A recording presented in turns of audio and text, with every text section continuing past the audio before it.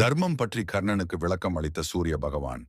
இது போன்ற புராண கதைகளுக்கு என் சேனலை பாலோவண்ட் சப்ஸ்கிரைப் செய்யவும். பூலோகத்தில் மரணத்துக்கு பின் மேலுலகம் சென்ற கர்ணன் சூரிய லோகத்தில் உள்ள தன் தந்தை சூரியனின் இருப்பிடத்தை அடைந்தான். தந்தையே, நான் என் நண்பன் துரியோதனனுக்கு செஞ்சோற்று கடன் தீர்க்க தர்மத்தை காப்பாற்ற எண்ணினேன். அந்த நல்லெண்ணத்தில் தர்மத்திற்காக துரியோதனன் பக்கம் இருந்து போர் புரிந்தேன். ஆனால் வஞ்சகன் கிருஷ்ணர் என்னை வஞ்சித்து வீழ்த்திவிட்டார். இதன் காரணம் எனக்கு புரியவில்லை என்று புலம்பினான். அதற்கு சூரிய பகவான், கர்ணா, கிருஷ்ணரை வஞ்சகன் என்று சொல்லாதே. நீ ஒரு தவறு செய்து விட்டாய். செஞ்சோற்று கடன் தீர்ப்பது சிறந்த தர்மம் என்பதில் சந்தேகமே இல்லை. ஆனால் கிருஷ்ணர் உயர்ந்த தர்மமாக விளங்குபவன். உயர்ந்த தர்மம் செஞ்சோற்று கடன் தீர்த்தல் என்ற சாமானிய தர்மம்.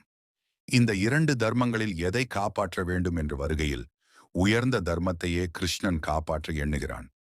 நீ சாமானிய தர்மத்தை காப்பாற்ற எண்ணி உயர்ந்த தர்மத்தை கைவிட்டாய். அதனால் தான் அழிந்தாய். தந்தை சொல் மிக்க மந்திரமில்லை என்பது தர்மம். அதற்காக இரண்யனின் பேச்சை கேட்டு பிரகலாதன் நடக்கவில்லை. நரசிம்மர் என்ற உயர்ந்த தர்மத்தை பிரகலாதன் பிடித்து கொண்டான். பிரகலாதனை இறைவன் காப்பாற்றினான். தாயிற் சிறந்த கோவில் இல்லை. தாய் சொல்லை கேட்பது தர்மம். ஆனால் பரதன் கைகேயியின் ஆசைக்கு உடன்படவில்லை. ராமர் என்னும் உயர்ந்த தர்மத்தை பற்றினான்.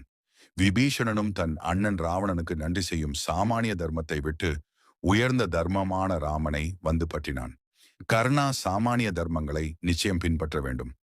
ஆனால் உயர்ந்த தர்மத்தோடு அதற்கு முரண்பாடு ஏற்படும் சூழ்நிலையில் உயர்ந்த தர்மத்தையே பிடித்துக் கொள்ள வேண்டும் என்று விளக்கம் அளித்தார். சர்வம் ஸ்ரீ கிருஷ்ண